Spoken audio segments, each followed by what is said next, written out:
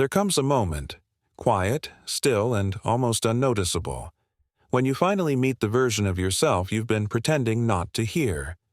That silent voice buried under distraction, under comparison, under the noise of other people's and expectations. A voice that whispers, "You were meant for more." Not more fame, not more followers, more substance, more truth, more of who you were born to be. That version of you, the one you admire when no one's watching, isn't a fantasy.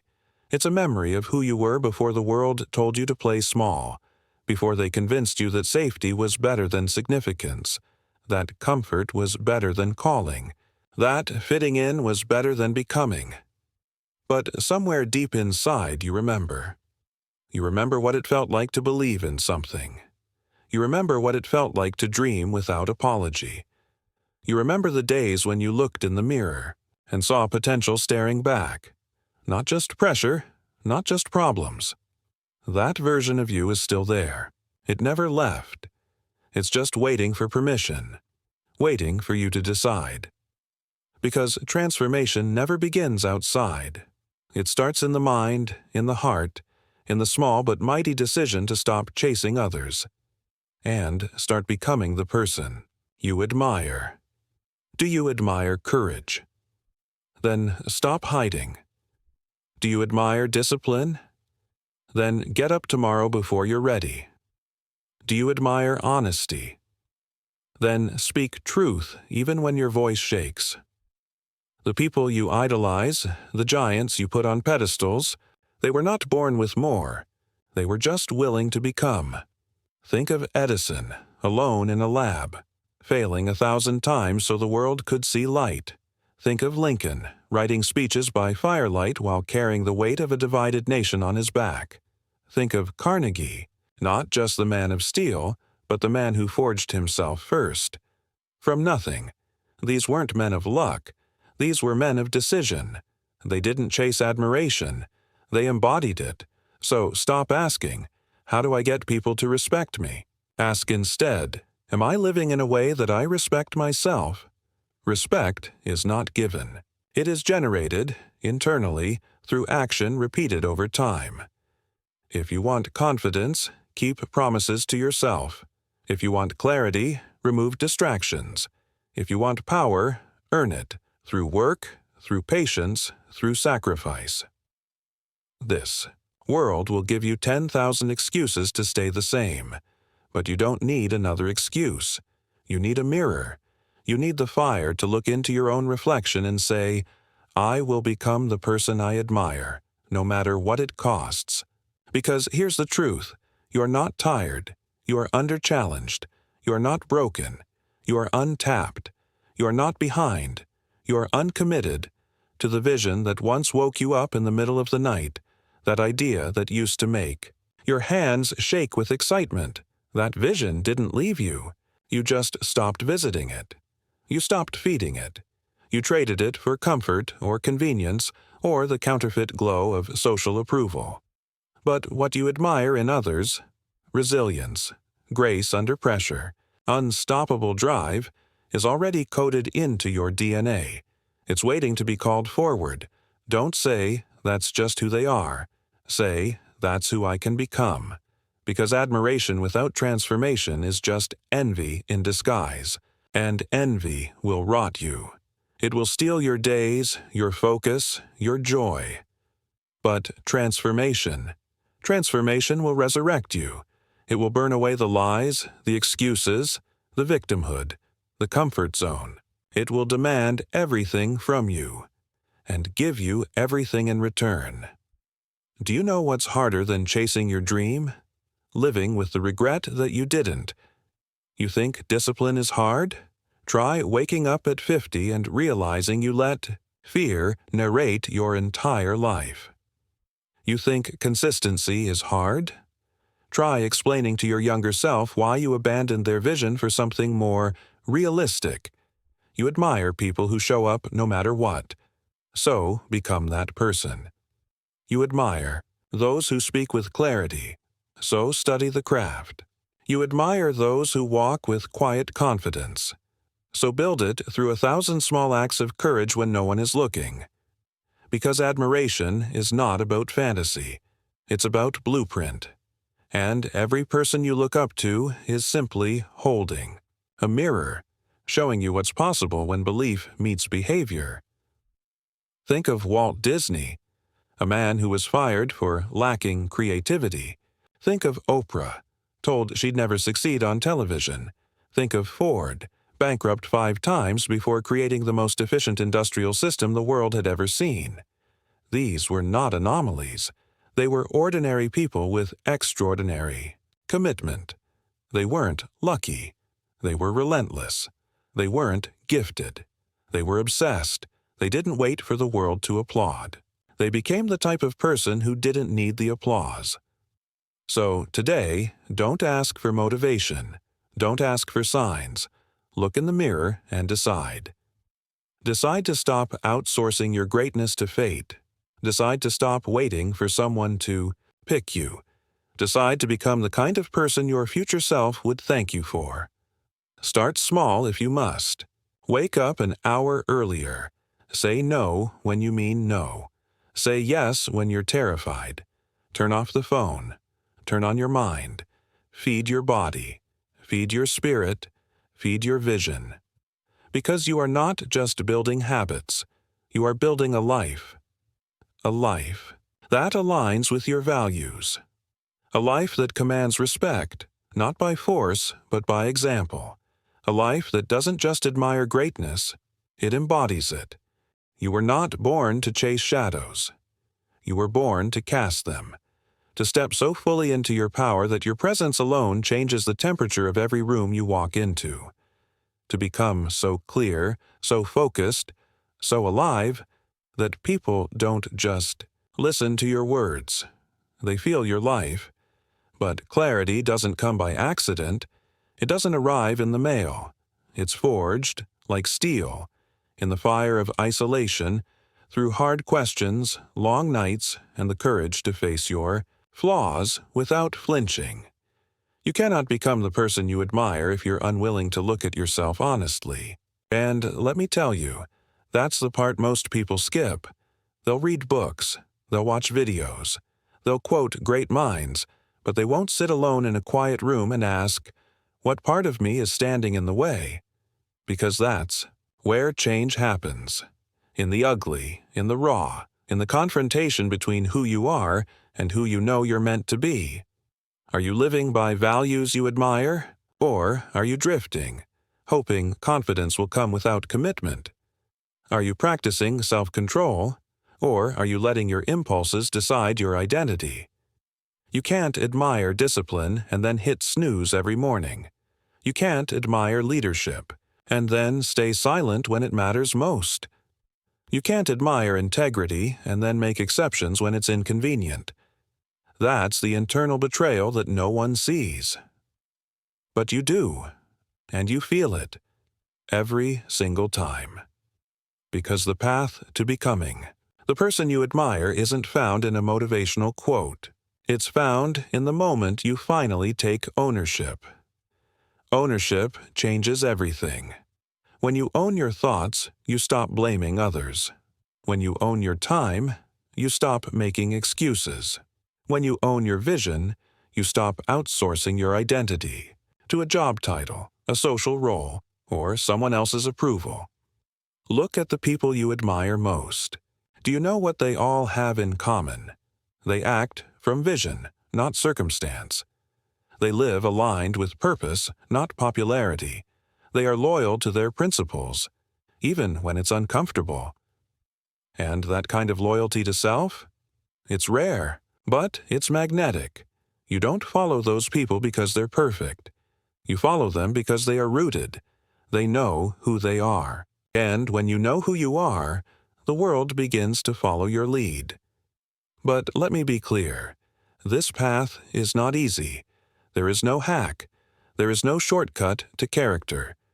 Becoming the person you admire will cost you old habits, old stories, and maybe even old relationships.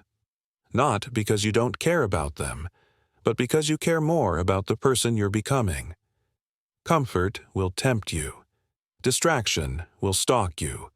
The world will whisper, "Stay small, stay safe." But deep down, you'll know, safety is the enemy of destiny. You cannot evolve and stay comfortable at the same time. You must choose. Choose discomfort over doubt. Choose discipline over delay. Choose growth over gossip. Choose the path of becoming over the illusion of being liked. Because, let's face it, the person you admire didn't get there by being liked. They got there by being real. And realness, that costs. But the reward is freedom. Freedom from the mask. Freedom from the lie. Freedom from the fear of not being enough, because you finally realize you've always had enough inside you. Your potential is not something you find. It's something you uncover, layer by layer, choice by choice, day by day. The real you is under there, under the doubt, under the fear, under the need to be validated, and every courageous act pulls you closer to that core. Every morning, you rise before the world tells you who to be. Every time you keep a promise to yourself when it would be easier to quit. Every day you show up and do the work without applause because you know who you're becoming. That's where identity is forged, not in comfort, not in compliments, but in the fire of your own resolve. You become the person you admire by building the life they would live. Not tomorrow. Not when things are easier, but now. You move with purpose. You speak with conviction. You stop saying, "someday," and start saying, "this is who I am today." Because the greatest tragedy is not death. It's waking up at the end of your life and realizing you never met the real you. You met the version the world wanted. You met the version that played it safe. You met the version that survived, but never lived. Don't let that be your story. Be the one who rewrote the script. Be the one who looked their fear in the eye and moved anyway. Be the one who became. Because in the end, admiration fades, but becoming lasts forever. You won't be remembered for who you followed. You'll be remembered for who you had the courage to become. There is a moment in every life when the voice inside gets louder than the noise outside. When the soul, tired of being ignored, rises up and says, "Enough.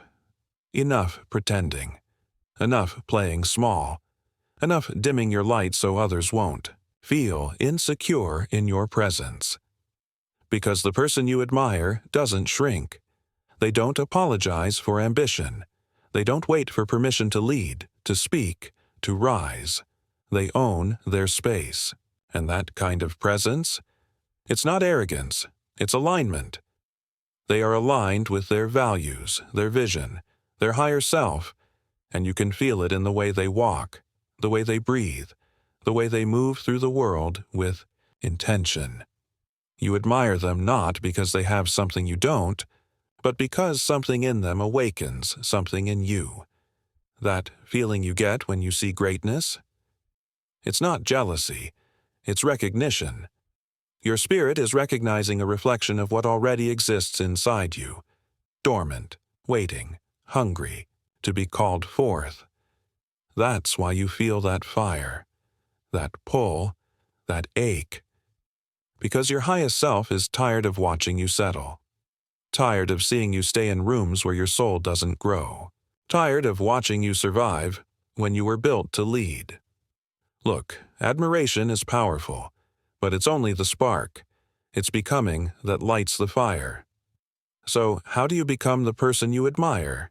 You study them, not to mimic them, but to decode the mindset behind the behavior. You ask, what do they believe about themselves? What do they do when no one's watching? What do they refuse to compromise on? And then, most importantly, you embody those answers in your own life. Not when it's easy, not when it's trending, but when it's lonely, when it's uncomfortable, when it would be simpler to go back to who you used to be. Because becoming isn't a feeling. It's a fight, a daily battle between the old identity and the new one. between the voice that says, "Play it safe," and the one that screams, "Step into your greatness." Every choice is a vote for who you are becoming. So when you choose focus over distraction, vote cast. When you choose honesty over convenience, vote cast. When you choose persistence after failure, another vote cast. And over time, those votes shape your identity. You stop trying to be admired and start becoming admirable. And here's what no one tells you. The person you admire, they're not finished. They still feel fear. They still wrestle with doubt. They still have days where they wonder if it's all worth it, but they move anyway. That's what sets them apart. Not talent, not luck, not some magical morning routine. Just the decision to continue, no matter how it feels. They know emotions are signals, not steering wheels. They know growth doesn't come from knowing more, but from doing more with what you already know. And most of all, they know this: you become what you consistently choose. So choose vision, even when the path is foggy. Choose discipline, even when no one is watching. Choose faith, even when the results haven't arrived yet. Because becoming is not about proving anything to the world. It's about proving something to yourself. It's about looking back one day and saying, "I didn't just admire strength, I became strong. I didn't just admire greatness, I built mine.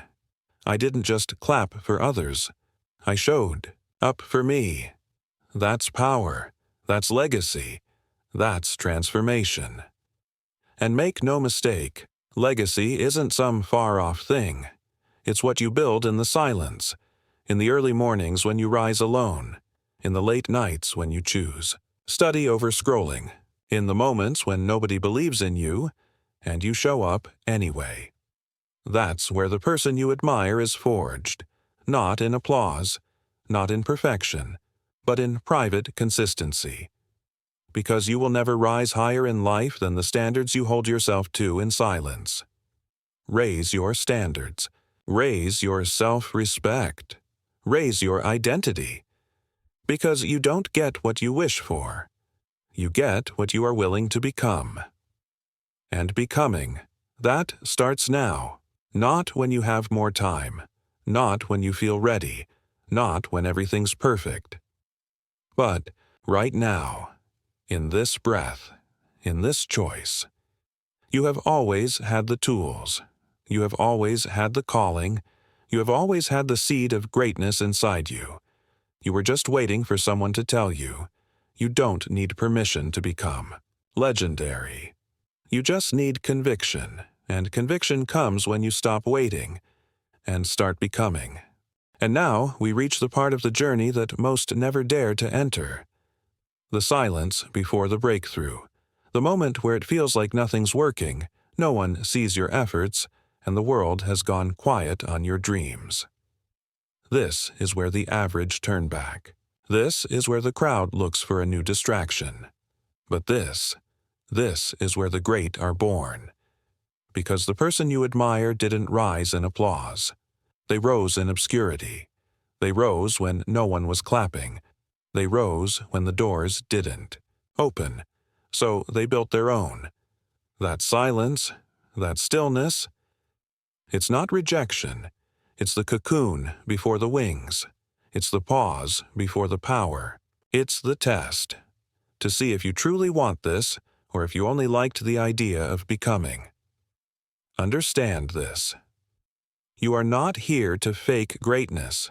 You are here to embody it, to feel it in your bones, to walk it in your habits, to speak it into your future until every cell of your being is aligned with the life you once only imagined. This is not about hype. It's not about chasing trends, gaining followers, or impressing strangers. This is about honoring the calling inside of you that's been whispering for years. Rise. Rise above mediocrity. Rise above the identity you outgrew. Rise above the comfort zone that has become a cage dressed as a sanctuary. You want to become the person you admire. Then stop negotiating with your potential. Stop waiting for the perfect conditions. Stop needing everyone's understanding. Stop asking for signs and start becoming one. Because the moment you decide, truly decide, everything begins to shift. Your habits sharpen. Your boundaries strengthen. Your energy magnetizes the very life you were once chasing. People will start asking how you did it, and you'll smile. Not because it was easy, but because you'll remember all the days you showed up when no one asked you to. You'll remember the mornings you got up before the sun, the nights you studied when your friends were partying, the sacrifices you made that nobody clapped for, the quiet victories that rebuilt your soul brick by brick. And then you'll realize, this isn't luck. This isn't magic. This is the byproduct of alignment, hunger, and discipline. Greatness isn't a mystery. It's a decision repeated daily, and that means it's within your reach. Not someday, today. You have what it takes, but more importantly, you have what it costs. It costs comfort. It costs approval. It costs the version of you that was content watching others live the life you were born for, but it gives back more than you could ever imagine. It gives you pride.